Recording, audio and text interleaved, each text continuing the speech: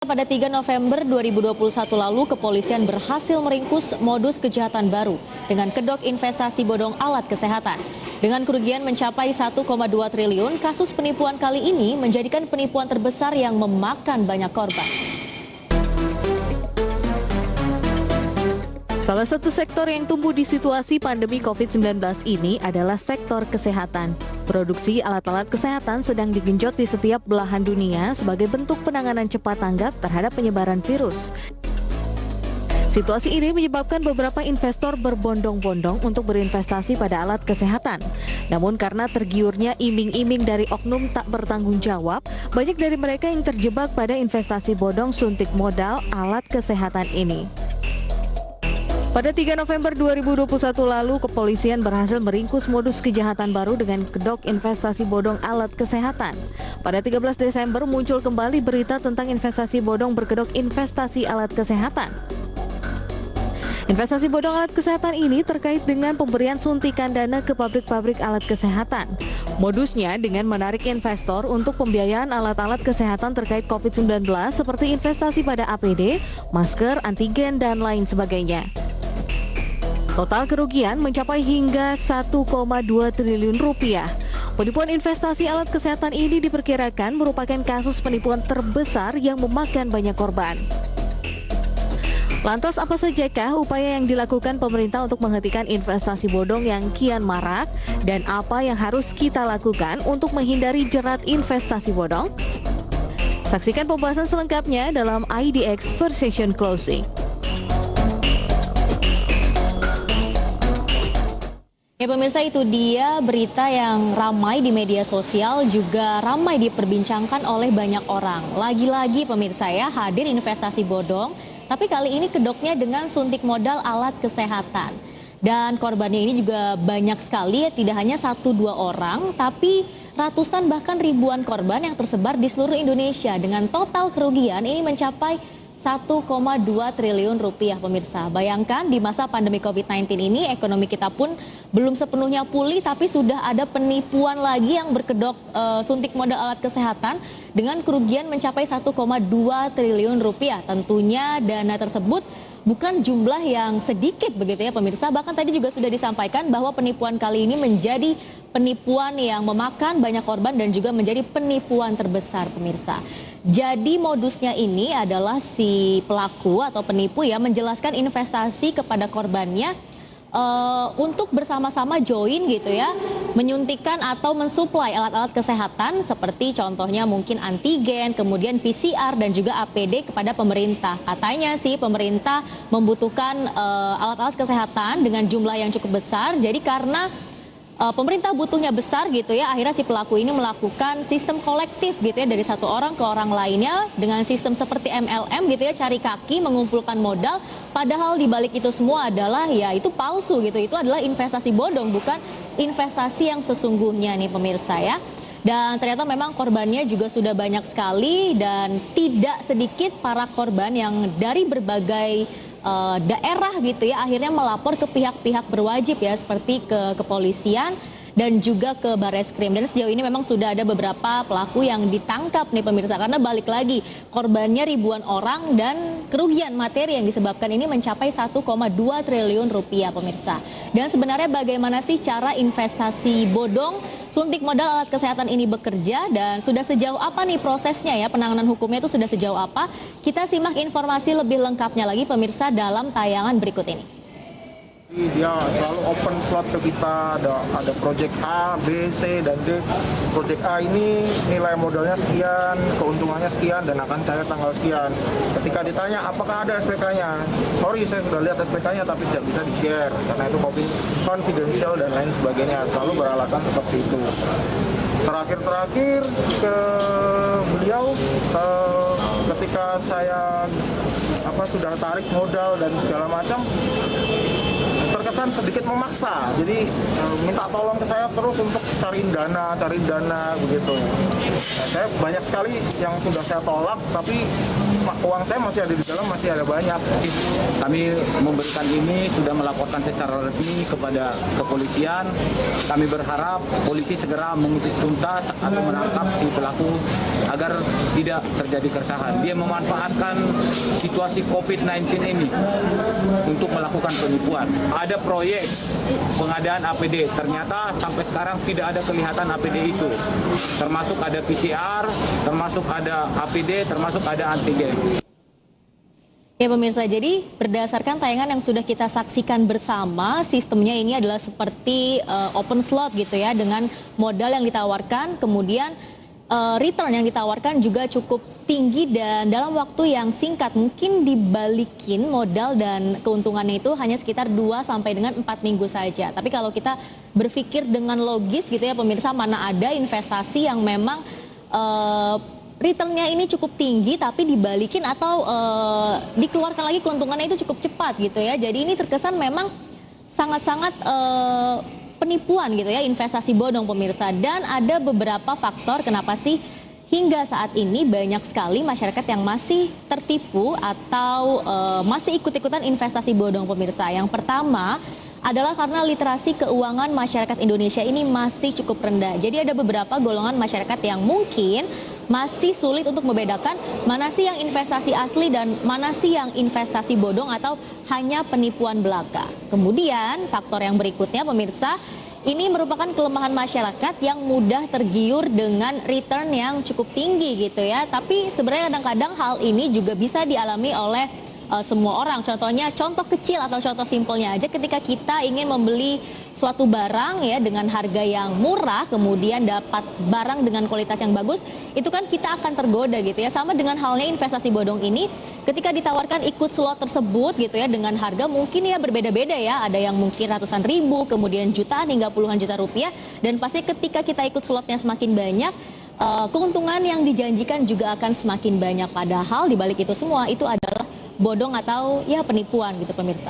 Kemudian tentunya ada beberapa faktor lainnya, yaitu kesulitan ekonomi yang akhirnya membuat masyarakat ini tidak berpikir dengan matang dan tidak berpikir panjang gitu ya. Apalagi di tengah pandemi COVID-19 saat ini banyak masyarakat yang di PHK, ekonomi kita juga belum pulih 100% ya, ketika ada orang yang datang atau oknum-oknum yang tidak bertanggung jawab menawarkan investasi dengan keuntungan yang sangat besar, tentunya ya kita akan tergoda gitu ya, apalagi dengan kondisi ekonomi yang memang sedang sulit seperti saat ini. Kemudian tentunya banyak juga masyarakat yang tergiur dengan testimoni menarik gitu ya, padahal kita sebenarnya juga nggak tahu itu testimoninya benar-benar dari para investor atau hanya manipulasi aja pemirsa ya. Bahkan saya beberapa waktu lalu sempat mendengar kabar bahwa investasi bodong alat kesehatan ini, ada salah satu mahasiswa yang ikut investasi bodong tapi menggunakan uang semesteran. Dan sepertinya ketika uangnya sudah masuk gitu ya, akhirnya mahasiswa tersebut ini pusing banget karena tiba-tiba dananya hilang, padahal harusnya mungkin dibayarkan untuk pembayaran kuliahnya seperti itu pemirsa ya. Dan lagi-lagi korbannya ini tidak hanya 1-2 orang, tapi ribuan yang tersebar di seluruh wilayah Indonesia. Dan ini bukan pertama kalinya loh terjadi investasi bodong di Indonesia. Masih ada beberapa kasus lainnya, dan apa saja kasus itu? Kita simak informasi lengkapnya dalam tayangan berikut ini pemirsa. Skema Ponzi sering juga disebut sebagai skema gali lubang tutup lubang. Dalam hal ini, keuntungan yang didapatkan oleh seorang investor harus ditutup oleh investasi orang lain. Berikut ini beberapa contoh kasus besar investasi bodong skema Ponzi di Indonesia. Yang pertama, kasus Mimiles. Mimiles sempat banyak diperbincangkan karena menjanjikan 1 unit mobil Lexus RX 300 yang harganya sekitar 1,3 miliar rupiah. Investor dijanjikan bisa mendapatkan mobil tersebut hanya dengan top up 30 juta rupiah. Selain Lexus, Mimiles juga memberikan bonus berupa Lamborghini dengan top up 100 juta rupiah. Berikutnya QNet yang terindikasi melakukan penipuan berkedok investasi dengan menjalankan skema multi-level marketing. Kasus ini ramai pada media 2019 yang lalu. Modus QNet adalah dengan merekrut banyak anggota baru dan para anggota dijanjikan setiap kelipatan 3 masing-masing kaki kiri dan kaki kanan pada skema MLM-nya akan mendapatkan $250. Kemudian PT Joska Finansial Indonesia sempat menjadi sorotan publik di Indonesia. Perusahaan penyedia jasa perencanaan keuangan ini dianggap merugikan kliennya karena masalah penempatan dana klien secara serampangan. Kerugian yang dialami oleh klien Joska tersebut sudah mencapai 3 miliar rupiah. Ini adalah angka awal yang disebut beberapa waktu lalu. Perhitungan selanjutnya kerugian sekitar belasan miliar rupiah. Wah, sudah banyak nih kasus investasi bodong yang sangat merugikan masyarakat. Tetap berhati-hati ya pemirsa, jangan sampai Anda juga ikutan menjadi korban.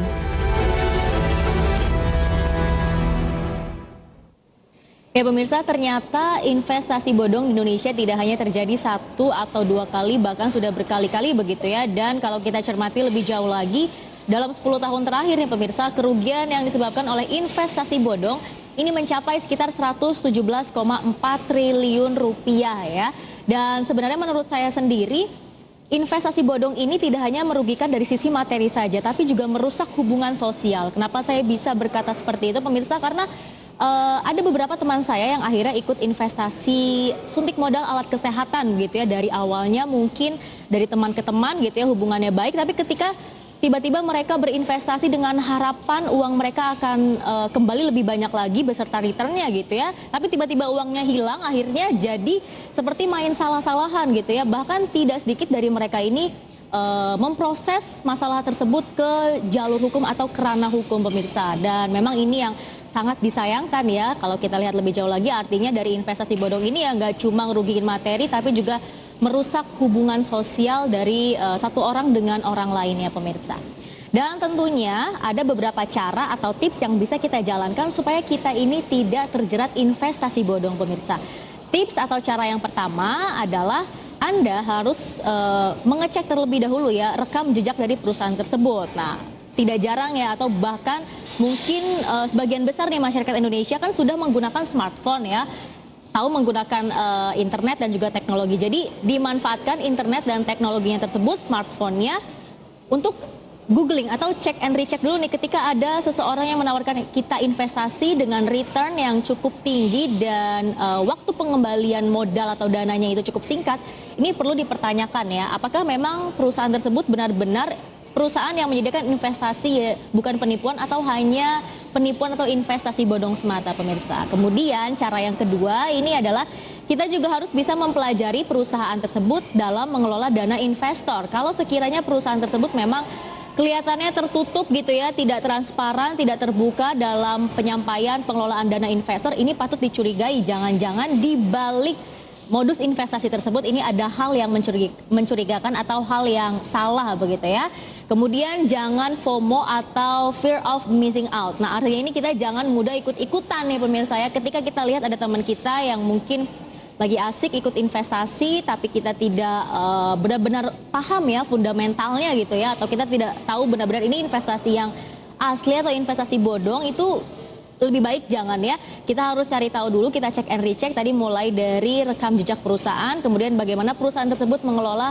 dana para investornya. Dan sejauh ini langkah apa saja sih yang sudah dilakukan oleh regulator untuk menyikapi ya semakin maraknya investasi bodong, dan hal apa lagi juga yang harus kita lakukan agar kita bisa terhindar dari investasi bodong?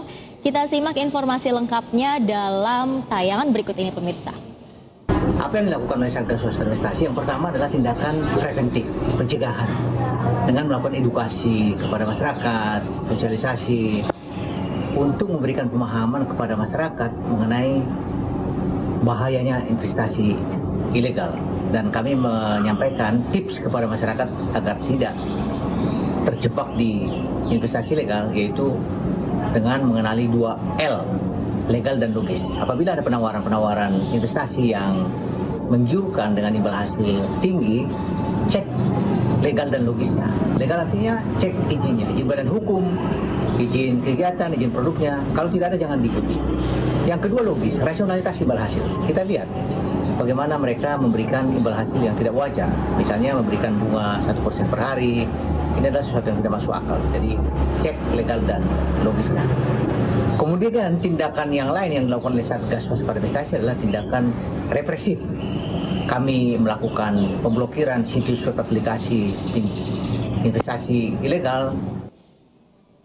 Ya pemirsa, itu dia langkah-langkah yang telah dan akan terus dilakukan oleh regulator untuk membasmi jeratan investasi bodong. Kemudian yang perlu kita highlight dari tayangan yang sudah kita saksikan bersama tadi, begitu ya, ada beberapa cara lainnya yang bisa kita lakukan agar kita bisa terhindar dari investasi bodong, yaitu menerapkan 2L, legal dan logis ya. Jadi kalau kita mau investasi, lagi-lagi kita cek dulu apakah perusahaan tersebut memang sudah terdaftar ya di Otoritas Jasa Keuangan misalnya, dan return atau imbal hasil yang ditawarkan itu cukup masuk akal ya. Kalau memang balik lagi yang ditawarkan returnnya cukup tinggi dengan waktu yang cukup singkat, itu perlu dipertanyakan dan memang itu mencurigakan gitu ya pemirsa. Jadi memang dari kitanya sendiri pun harus bisa lebih cerdas lagi, lebih cermat lagi, jangan asal-asalan ikut-ikutan investasi, kalau tidak nanti ujung-ujungnya kita sendiri begitu dirugikan. Dan semoga saja untuk para korban dari investasi suntik modal alat kesehatan ini bisa menemukan